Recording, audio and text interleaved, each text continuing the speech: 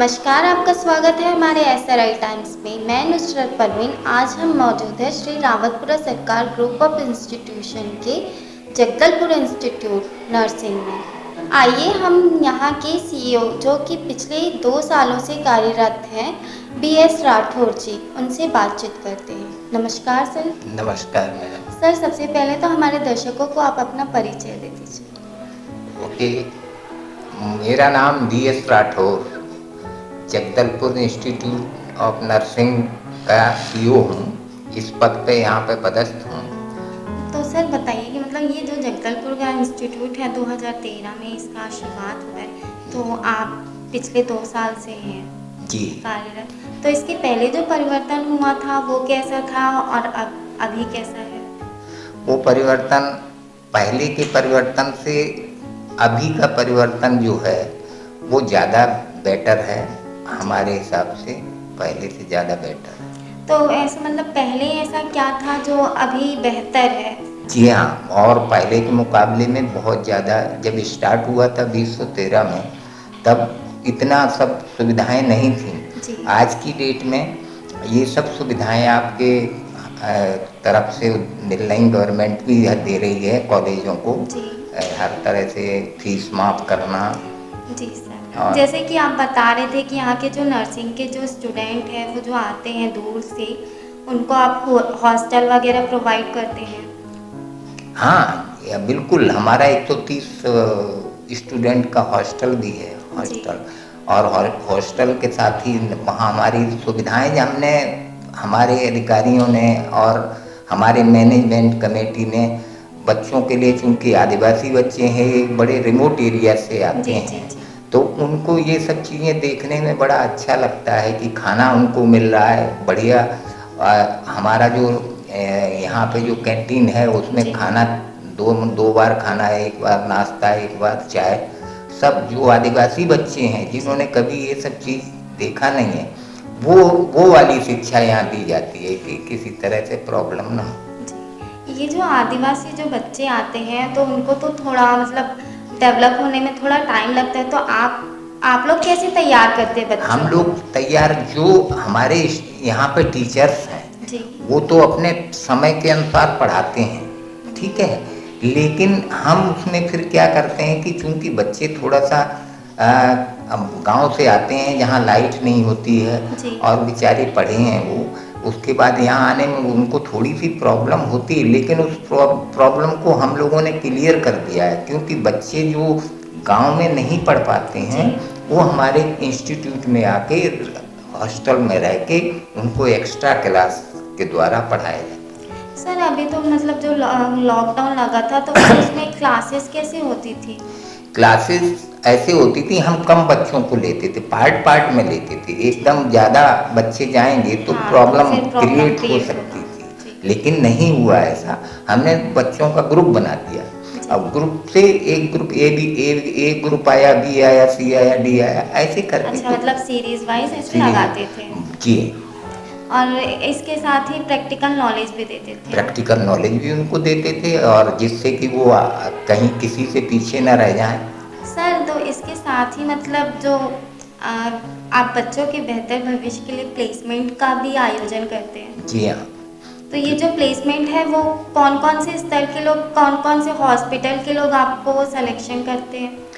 हमारे को सर्वप्रथम तो हम गवर्नमेंट कॉलेज, जितने भी गवर्नमेंट हॉस्पिटल्स हैं उनसे हमारे बच्चों का जाता है। चूँकि ये जगदलपुर है, यहाँ कमिश्नरी है, तो यहाँ उस बेस पे कलेक्टर है, कमिश्नर है, तो हाई एजुकेशन के लिए बच्चे रहते हैं, तो उनका भी हमको सहयोग मिलता है। वो हमको, हमारे बच्चे मान लो फीस नहीं, उनके पास उतना नहीं है, तो गवर्नमेंट ऑफ छत्तीसगढ़ उनकी पूरी फीस पटाती है पढ़ने की। और ये मतलब बेहतर विकल्प है कि मतलब जो ग्रामीण बच्चे आते हैं उनका सहयोग भी होता है? जी हाँ, उनका भी सही रहता है। जैसे कि सर आप बता रहे थे कि आप स्पोर्ट्स में हैं, तो आपका मतलब स्पोर्ट्स में कितना, कैसे आप स्ट्रगल किए, कैसे आपका शुरुआत हुआ, हमारे दर्शकों को बताइए। बिल्कुल मैडम, उसके लिए तो मुझे बड़ी पहले तो आपको बीच में ही और धन्यवाद देता हूँ कि आपने ऐसे क्वेश्चन हमारे से पूछ रही हो जिनके बारे में मैं पर्सनली मतलब रिस्पॉन्सिबल हूँ। तो हमारे जब आप बताया ना आपने इस तरह से, तो हमारे जगदलपुर में यहाँ से 16 किलोमीटर दूर एक गांव है मार्केल, जी। और वहाँ से राइट में हमारा जंगल स्टार्ट हो जाता है। तो हम 2 मिनट लेंगे आपका, बता रहा हूँ। तो क्या हुआ कि हमारी पोस्टिंग इधर ही थी, तो हमारे यहाँ फर्स्ट उसने अटैक किया एक लेडी को, टाइग्रेस ने अटैक किया। हाँ, तो उसने अटैक किया और उसको खा लिया। तो एकदम वो मच गया हल्ला कि किस तरह से। लेकिन उस बारे में उस समय में मैं खुद, मेरा नाम भी उसमें रहा, जो हमारे IFS एक विनय कुमार साहब थे, वो थे, तो मैं था। तो हम लोगों ने फिर उसको ट्रेस किया कि कहाँ है, कैसे है। ऐसे करते करते वो 18 लोगों को उसने वो कर लिया। उसके बावजूद फिर हम लोगों ने उसको पकड़ा। उसके 3 बच्चे थे। अच्छा। और बच्चे होने की वजह से उसको हम लोग मार भी नहीं सकते थे। तो उसको हमने फिर उसको जाल के द्वारा और अपने वो लगा के भैंस का बच्चा बांध के, उसके बाद उस पर अटैक हुआ तो उसको पकड़ लिए। और फिर उसको हमने भोपाल, हमारा जो वहाँ पे भोपाल, उस समय भोपाल राजधानी हुआ करती थी, तब छत्तीसगढ़ अलग से नहीं था, तो वहाँ भेजा। उस तरह का एक, तो CM साहब वगैरह भी आए, उन्होंने भी हम लोगों को बहुत ही अप्रिशिएट किया कि अपनी जान पे खेल के इस तरह से काम किए। तो हम लोगों का डिपार्टमेंट ऐसा है कि मैडम, ज़्यादा नहीं लूँगा समय, डिपार्टमेंट ऐसा है कि रिस्क वाला है, और इसके साथ साथ वो हमने सब किया। और यहाँ पे जो पढ़ाई है, आप लोगों का जो नर्सिंग कॉलेज है, नर्सिंग कॉलेज अपनी हिसाब से बहुत अच्छा रन कर रहा है, और हमारे फीस जो रहती है वो भी बच्चे पटा रहे हैं, तो बहुत अच्छा है। सर, ये जो है आपने जैसे हमको बताया था कि आप स्पोर्ट्स में बैडमिंटन खेलते हैं। यस।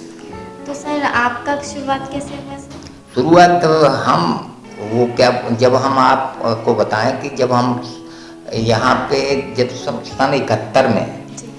मेरे कुछ पोस्ट निकली फॉरेस्ट डिपार्टमेंट में, तो पोस्ट निकली तो उसमें हमने फॉर्म भर दिया।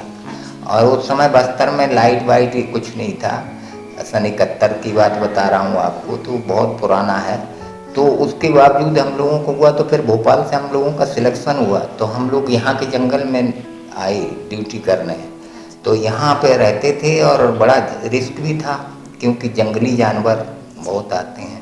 तो लेकिन उसके बावजूद भी हम लोगों ने काम किया, और अच्छा काम किया मेरे हिसाब से। आदरणीय हमारे DC सर जो हैं, वो बहुत ही इंटरेस्टेड रहते हैं, क्योंकि वो हमारे डिपार्टमेंट के ही ऑफिसर हैं, और बड़े ऑफिसर रहे हैं, बड़े पद पे थे।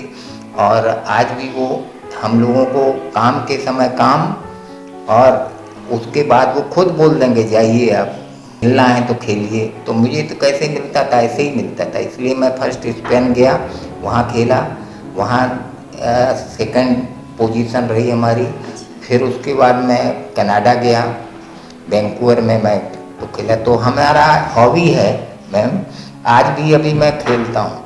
अच्छा सर, तो आपको सबसे टफ खिलाड़ी कब लगा कि इनके साथ मेरा खेलना बहुत कठिन था? ये सबसे बड़ा पुलेला गोपीचंद, अच्छा। वो तो बहुत अच्छा प्लेयर, और स्मार्ट भी। तो क्या होता है, इसमें बॉडी का मेन फैक्टर रहता है कि अगर आप, तो आपकी बॉडी मूव नहीं करेगी तो आप क्या मतलब उसको कर पाएंगे, आप हार जाएंगे, नहीं होगा। और ये मेरा जो हॉबी रही है, तो इसलिए इसमें कुछ वो नहीं है हमारा। लेकिन हमारा कॉलेज हमको हमेशा अप्रिशिएट किया, उसने पुशअप किया। आदरणीय हमारे DC सर, उपाध्याय सर का, उनका हमेशा मार्गदर्शन रहा, और हम उन्हीं के उसमें आज भी चल रहे हैं। सर, ये रावतपुरा ग्रुप ऑफ इंस्टीट्यूशन से आप कैसे जुड़े? हम जुड़े हैं, हमारे आदरणीय नहीं, उन्होंने देखा कि राठौर जो है वो रिटायर हो गए हैं। तो रिटायर होने से उन्होंने मुझे फ़ोन लगाया कि राठौर, ऐसी ऐसी बात है, तुम्हारी ज़रूरत है, तुम कॉलेज में आओ और देखो। तो मैं अपने, हमारे आदरणीय, परम आदरणीय हैं, उनके बात को मैं नहीं टाल सकता। लगता था, तो इसलिए मैं आया। और उन्होंने फिर जब हमने काम करना शुरू किया, वो तो पहले से सब जानते थे, तो उन्होंने अप्रिसिएट किया, तो और लोगों ने भी कहा अरे एकदम ऐसे करे, तो वो हमारे प्रेरणा स्रोत हैं, परम आदरणीय। तो सर, नर्सिंग के क्षेत्र में आने वाले बच्चे जो हैं उनको बेहतर भविष्य बनाने के लिए आप हमारे दर्शकों को मैसेज दे दीजिए ताकि वो रावतपुरा इंस्टीट्यूट जगदलपुर में एडमिशन ले। आपने बहुत अच्छा मैडम हमसे क्वेश्चन किया है। मैं बताना चाहता हूँ, चूँकि पहली बात तो ये है कि हमारा जो कॉलेज है उसमें इवन देन बीसी सर जो आदरणीय हैं उनके उसमें संरक्षण में हम लोग सब रहते हैं और चलते हैं।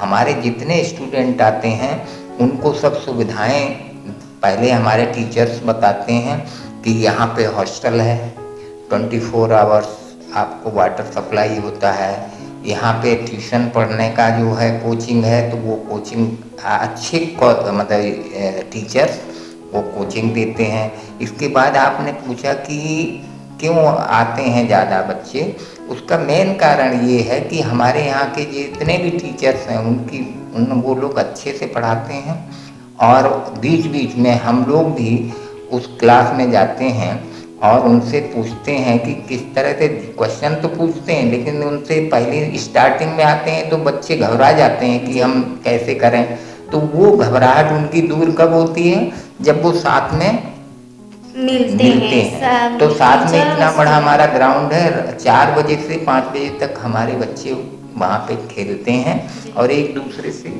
मिलते हैं। हमारे कॉलेज में एडमिशन के लिए सिस्टमेटिक हमने वो बनाई है, स्टेयर्स बनाई थी, सीढ़ी बनाई है कि फर्स्ट कोई भी स्टूडेंट आएगा उसको हमारे कॉलेज में हमारे टीचर्स हैं वो उससे बात करते हैं, उसके कागज़ जितने हैं ना पेपर्स वो देखते हैं, उसके बाद उसको बताते हैं। मैं कैंटीन जाता है, उसको इतना दूर से आता है तो उसको थोड़ा सा रिफ्रेश करते हैं। जी हाँ, तो इस तरह से वो जो बच्चे इस तरह से आते हैं, देखते हैं कि यहाँ अरे कहाँ गांव का बच्चा और इस शहर में आके एकदम नहीं घुल मिल पाता है ना, एडजस्ट नहीं होते हैं, तो उनको बताया गया है, हमारे परम आदरणीय सर ने भी बोला है कि बच्चों को किसी तरह की कोई भी परेशानी ना हो, तो वो बिल्कुल किसी बच्चे को कोई परेशानी नहीं है। और आदरणीय का हमारे का वो है, तो हम लोगों को कभी कभी धन्यवाद मिलता है तो हम बड़े खुश होते हैं कि सर ने हमको धन्यवाद दिया। तो इसी तरह से हमारे यहाँ जितने बच्चे आते हैं वो बड़े इंटरेस्ट से और बड़े ट्यूशन उनका क्या है पढ़ाई क्लास के बाद में खेलते हैं, उसके बाद में शाम को 1 घंटे फिर स्टडी करते हैं और उसमें जो अच्छे टीचर्स हैं वो वहाँ पे उनका क्लास लेते हैं और आगे करते हैं, और हमारा पूरा क्लास, हमारा पूरा स्टाफ और हम सब लोग आपको बहुत बहुत धन्यवाद देते हैं कि आप हमारे कॉलेज में आए और हम लोगों का मान बढ़ाया, उसके लिए बहुत बहुत धन्यवाद। Thank you ma'am.